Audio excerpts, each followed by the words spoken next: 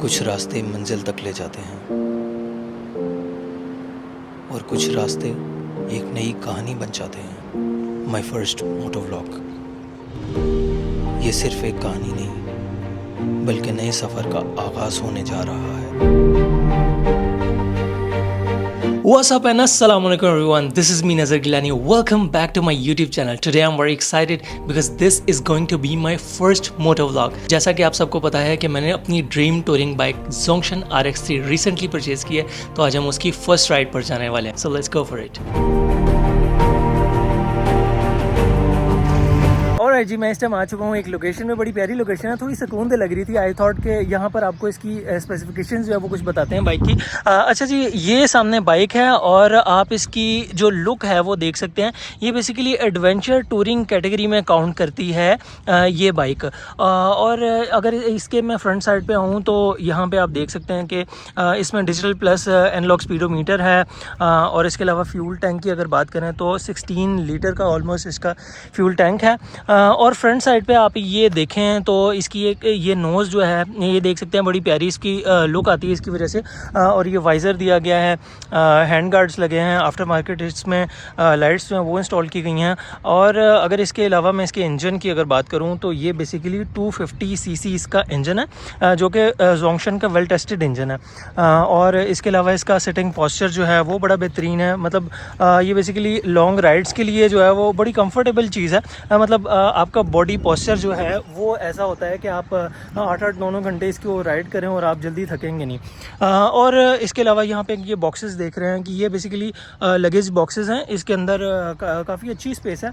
मतलब आप टूरिंग वगैरह में अगर इसको यूज़ करें, अपना सामान वगैरह इसके अंदर रख सकते हैं. 210 mm ऑलमोस्ट इसकी ग्राउंड क्लियरेंस है, जो कि ऑफ रोडिंग में अगर आप इसको लेके जाते हैं तो काफ़ी अच्छा परफॉर्म करती है मेरे ख्याल से. तो आई गेस अब राइड वगैरह स्टार्ट करते हैं. और इसके अलावा बाकी जो इसका पर्पस है लेने का वो भी मैं आपके साथ शेयर करता हूँ और मज़ीद चीज़ें आपको बताता हूँ.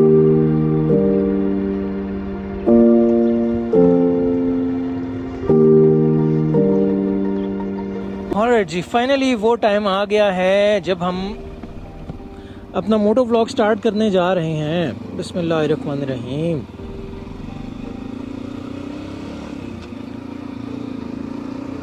अरे वाह, क्या बात है, क्या बात है जी, क्या बात है.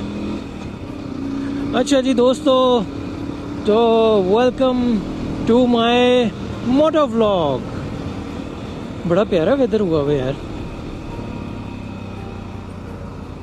अच्छा जी, सबसे पहला काम तो ये करना है कि अब हमने कुछ चीज़ें आपके साथ शेयर करनी है. पहले मैं मेरे ख्याल से यहाँ से निकल जाऊँ सोसाइटी से, किसी मेन रोड पे आते हैं.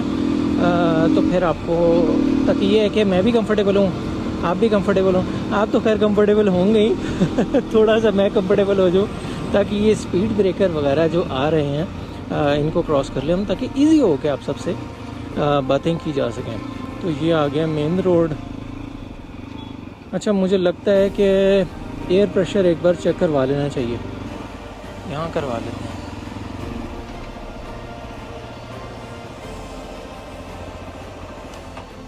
अच्छा जी, मेरी इन्फॉर्मेशन के मुताबिक फ्रंट टायर जो है वो 30 और रेयर टायर जो है इसका 30 to 35, इतना इसका एयर प्रेशर होना चाहिए. अच्छा जी, एयर प्रेशर वगैरह चेक हो चुका है. अब हम लोग मेन रोड पर आ चुके हैं. अब कुछ पॉइंट्स जो हैं वो मैं उनकी तरफ आता हूँ कि बाइक लेने का मकसद जो है वो क्या है. बाइक लेने का मकसद क्या है, ये बाइक ही क्यों, यानी कि Zongshan RX3 और कोई बाइक क्यों नहीं. तो फिर उन चीज़ों की तरफ आते हैं. अच्छा जी, सबसे पहले मैं आपको बताता चलूँ कि मैंने ये बाइक जो है ना उसको लेने का मकसद क्या है. वो ये मकसद है कि भाईजान मैं अपनी पर्सनली बात करूँ तो मैं एक ट्रैवलर हूँ. ठीक है, मुझे ट्रैवलिंग इंतहाई पसंद है. मतलब नेक्स्ट लेवल पे आप पहुँच जाएँ तो. और दूसरी चीज़ ये है कि ट्रैवलिंग के साथ साथ मुझे नेचर जो है वो बहुत पसंद है. नेचर लवर हूँ मैं. और इसके अलावा माउंटेन्स बहुत पसंद हैं. अब मेरे ख्याल से अब आप लोग जो है ना थोड़े से पहुँच गए होंगे कि क्या पर्पज़ है. यार बहुत ज़्यादा ट्रैफिक हो गई है. बहरहाल सीन ये है कि मैं नेचर लवर हूँ, माउंटेन्स वगैरह मुझे बहुत पसंद है, तो फिर मैंने बाइक क्यों ली है? वो बाइक इसलिए ली है कि होता बेसिकली ये है कि आप टूर करते हैं, मतलब फॉर एग्जांपल नॉर्थ साइड पे आप चले जाएं तो आप फैमिली के साथ जाते हैं, गाड़ी में जाते हैं, दोस्तों के साथ जाते हैं, कदा प्लान कर लेते हैं आप गाड़ी में। तो बाइक पर क्यों? बाइक इसलिए कि देखें यार, आपने एक टूर कर लिया अपने फैमिली के साथ, एक टूर फॉर एग्जांपल एक साल में एक बार अपने अपने दोस्तों के साथ कर लिया, तो होता ये कि ज़ाहिर है प्लानिंग्स होती हैं। प्लानिंग्स में ये चीज़ आ जाती है कि सबसे पहले सबको इकट्ठा करना, उनको जो है वो एग्री करना कि यार, अब फिर ये होता है कि कभी कोई अवेलेबल है, कभी कोई अवेलेबल नहीं है, इस तरह की भी चीज़ें होती हैं। तो यार वो ट्रिप जो है वो डिले भी ज़ाहिर आते हैं, और मेरे साथ ऐसे भी हुआ कि एक साल में मैंने टूर कोई किया ही नहीं। तो यार फिर मैं थोड़ा सा ये भी था मुझे। और दूसरी चीज़ फिर ये है कि आप जब गाड़ी पे टूर करते हैं तो आपको इतना वाइड एक व्यू जो है ना, जो मतलब मैं बाइक पे अगर मैं इस टाइम देखूं तो सामने में एक बड़ा अच्छा एक सीन जो है इंजॉय कर रहा हूँ इस टाइम, और ये जो हवा मुझे डायरेक्ट लग रही है इस टाइम बड़ी मज़े की। तो ये चीज़ मैं गाड़ी पे बिल्कुल भी नहीं जो वो है वो एक्सपीरियंस कर सकता, ठीक है। तो इस चीज़ का बाइक पे मज़ा है। और अगर वो नॉर्थ साइड फॉर एग्जांपल आप चले जाएं, आप माउंटेन्स में जा रहे हैं, बड़ा प्यारा वेदर है, गाड़ी पे यार आप बेशक विंडो वगैरह ओपन कर भी दें, लेकिन आप नेचर को उस तरीके से अब्जॉर्ब नहीं कर पाएंगे, नहीं इंजॉय कर पाएंगे।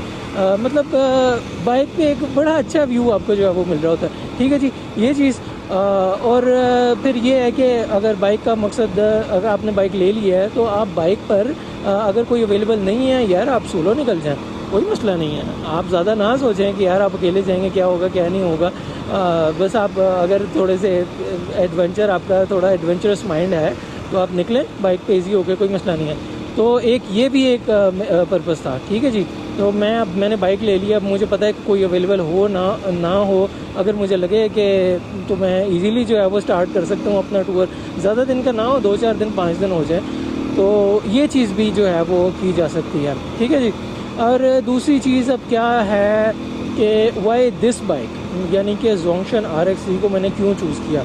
अच्छा, ये चीज़ होती है कि माउंटेन्स में जब आप जाते हैं ना तो थोड़ी सी इस तरह की भी लोकेशंस आती हैं कि अपहिल आपने जाना, थोड़ा सा स्टीप ट्रैक कोई आ गया है, तो ज़ाहिर है बाइक की पावर जो है वो बड़ी इंपॉर्टेंट है, आपको एक पावरफुल बाइक जो है वो चाहिए होती है। तो मेरे पास क्या ऑप्शंस थे? मेरे पास ऑप्शंस थे कुछ 150 कैटेगरी जो है वो, जो कि हमारे पाकिस्तान में काफ़ी इन है, काफ़ी ज़्यादा लोग उसमें ट्रैवलिंग कर रहे हैं। मैं किसी को भी इसमें अंडर एस्टिमेट नहीं करूँगा, लेकिन ये है कि यार मुझे थोड़ी सी ये है कि बाइक की लुक्स भी जो है वो अट्रैक्ट करती हैं, कि ज़ाहिर है यार आपने ट्रैवल करना है तो थोड़ी सी ग्रेसफुल तो चीज़ होनी चाहिए ना।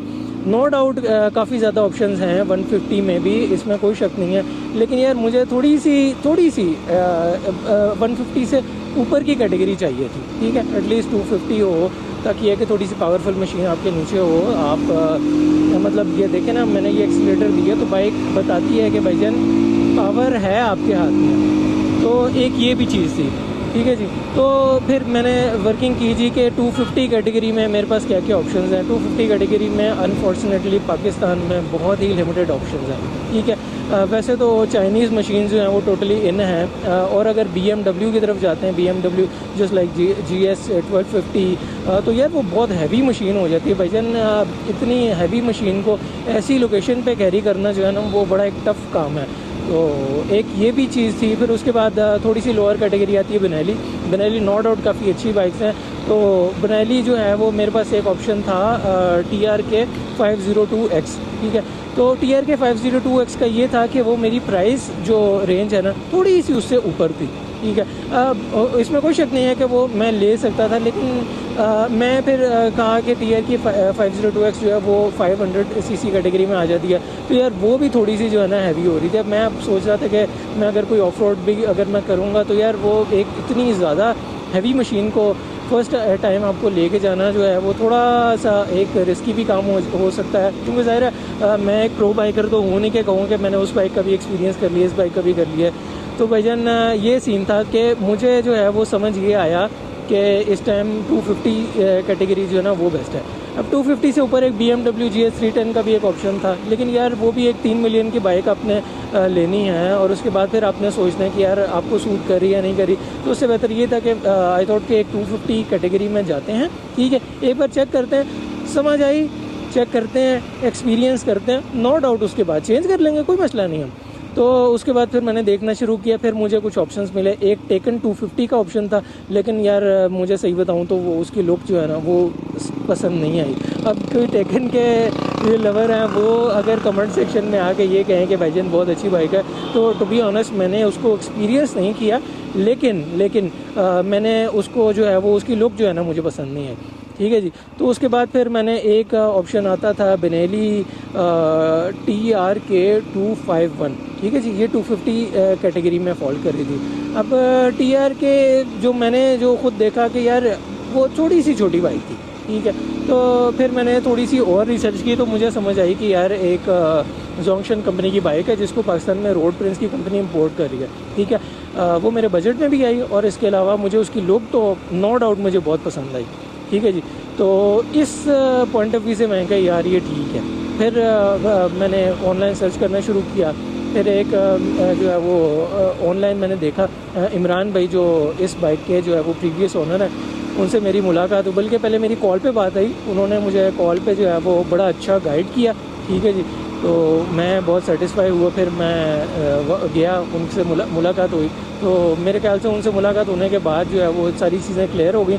और जब बाइक को स्पेशली जब ये मैंने देखा, ये बाइक उनके पास तकरीबन 1 साल जो है ना उन्होंने अपने ड्राइंग रूम में इसको कपड़ा डाल के कवर करके जो है बड़े अच्छे तरीके से इसको रखा हुआ था। मतलब आप अभी इस टाइम में अगर इसकी आपको माइलेज जो है वो दिखाऊँ, अगर गोप्रो में मेरे नज़र आ रहा है या नहीं आ रहा, तो ऑलमोस्ट 4961 ऑलमोस्ट ये है, तो which is not bad I guess, काफ़ी अच्छी इसकी माइलेज है, यानी कि बड़े प्यार से ज़रा एक्सपीरियंस्ड बंदा हो तो चीज़ जो है वो वैसे ही आपको अच्छी मिल जाती है। तो मैं बहुत सेटिस्फाई हुआ और बस कुछ टाइम के बाद जो है वो मैंने बाइक जो है उनसे जाके ले ली।